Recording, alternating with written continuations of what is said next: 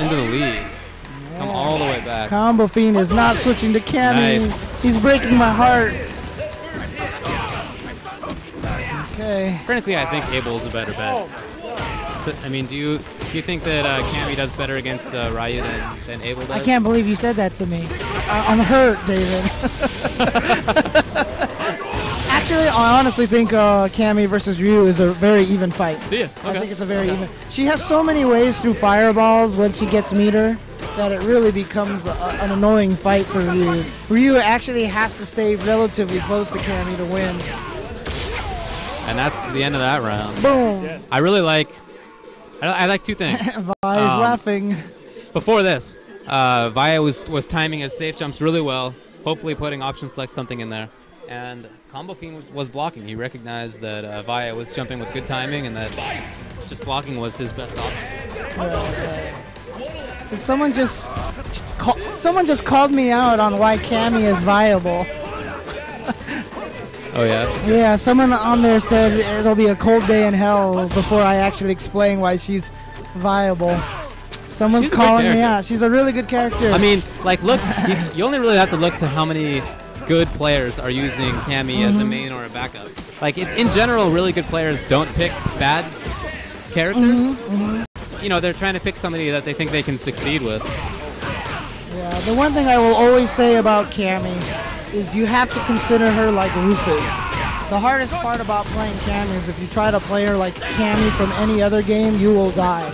You have to consider her like Rufus. Horrible footsie game, dive kick shenanigans, and she has an uppercut. And she has an uppercut focus uppercut for free. Oh, if that was option select throw. If only. You're gonna cry every time that happens. And would have worked. We're even now at 6-6. I mean, it's not foolproof. Like, basically, there's a mix-up between that and option select Dragon Punch, because if you just backdashes, you'll just be whipping your throw. Right. Whereas if you backdashes and you did Dragon Punch. Nice. Peter was baiting out that backdash there. He waited for it and punished the backdash on delay. Yeah, again, nice. I just want to remind everybody to watch very carefully and notice the good footsies that are actually going. Yeah, I mean, the bulk of this match is what's happening in controlling the space. I mean, once they knock each other down, that's basically the payoff for them having controlled space well. Right. So there's some really high-level stuff going on. Unfortunately, it's so hard to tell.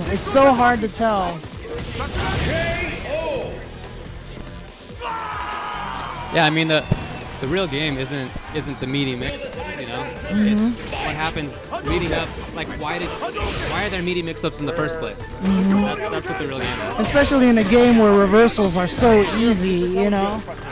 But it all just kind of... It's harder to take advantage of meaties in this game than it is in most others. Especially because... Nice. Sick combo. And you might wonder why Valle is using up 2 meters just to land that extra sweep. For positioning, getting the knockdown's really important in this game. A lot of the times... Go ahead. Unfortunately, he mistimed his safe jump. Right. The X-Tornado. Right. But no, you're right that he absolutely wants. I mean, that's why when you play against a good Akuma, if he actually tries to hit you with the short hurricane kick and lands that combo, a lot of the times people do the fierce uppercut afterwards. But a lot of the top Akuma players will actually sweep you if he can. And that's just to get him to knock down so he can set up the vortex. Right. So you lose damage, but you gain setup. Right. I mean, if you think about it, the damage that you deal out of that combo isn't just the damage directly from the combo. It's like the percentage of time that you deal more damage out of the mix-ups leading from the combo. Exactly. So that's why there are sometimes you'll see, I've seen Justin, for example, do jump roundhouse out of the air and then jump dive kick to juggle them as opposed to EX Snake Strike. Right. Because he just wants to stay close to them. He wants to keep the mix up. Right, EX Snake Strike throws them pretty far away. So, yeah. He'll launch them clear across the screen, and he doesn't want to spend the life to get back in again. So there's a lot of these strange trade-offs that you have to kind of take into account. Oh.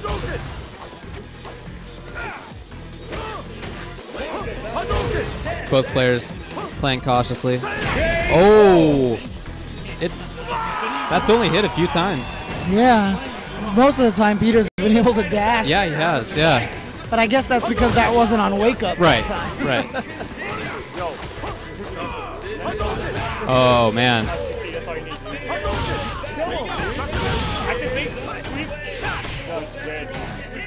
Yeah. Oh no.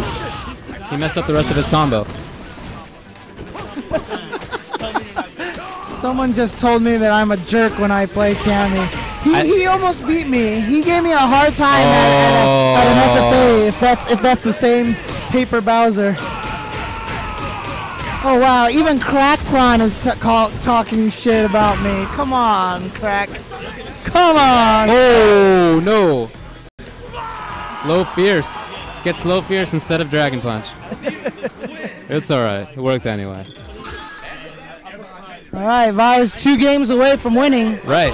Earlier we all thought he was doomed. He's on an 8-1 run. Yep. That's pretty crazy. That's pretty crazy. Pretty good adjustment. Speaking, we were talking earlier that he's really, really good at adapting. Yeah. And that's the interesting, I mean, it's kind of funny because I don't call Combofiend and Valle 2 players who play the same style, but they totally play the same style. Yeah, sort of. Yeah. Yeah. And I know what you mean. Like they're both rush down. They're both really good at figuring out their opponents. Yet they play differently. You know, they have the same mindset, but they play totally different. Oh wow, very risky jump. Pays off hugely though. Look at all that damage. It's kind of funny because Valle is like the best player in SoCal with fireballs, and Combofiend is the best player in SoCal without fireballs. Yeah, I agree with that. Yeah. Because like if you switch them up, so that Valle was using a character with no fireballs and Peter was using. Dude, I just got rained on by someone laughing and spitting Sprite all over me. Wow, that's terrible. Ah! That sounds awful. Thanks, Richard. Thanks a lot, man. No, Richard Wynn just blowing something out of his face everywhere. Wow.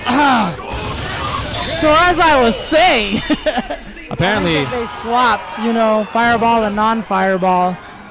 I think this fight, the quality would actually not be as strong. No. All right, so Alex Valle is at match point. He's come all the way back from being 0 to 5. Thank you. Hang on, I'll be right back. Run right now. Combofiend starting to take more risks than he did earlier.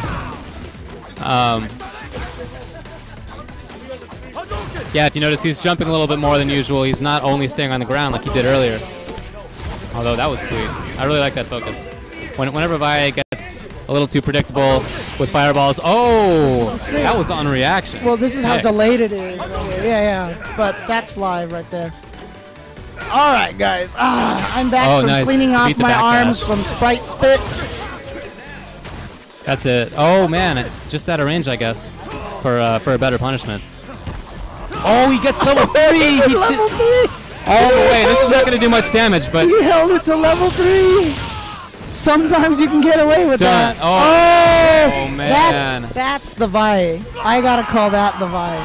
If he lands that, and he'd been doing level 2 focuses. And Combofiend was blocking. Right. So I think it was pretty smart to try it out. Yeah, that super is not a very good wake up super. Yeah, Valle's done that to me so many times. Just roundhouse hurricane kick with low jab and the throw. Yeah. Oh man, I was gonna say it would have been pretty sick if his winning round was perfect. Yeah, I know. But you know, this is able. Oh, that's a bit, yeah. Oh, he went for it. He went for it. 10. That's it. 10-6. 10-6 is the final score. Valle goes on a 10-1 run to close things out after being down 0 to 5. Yep.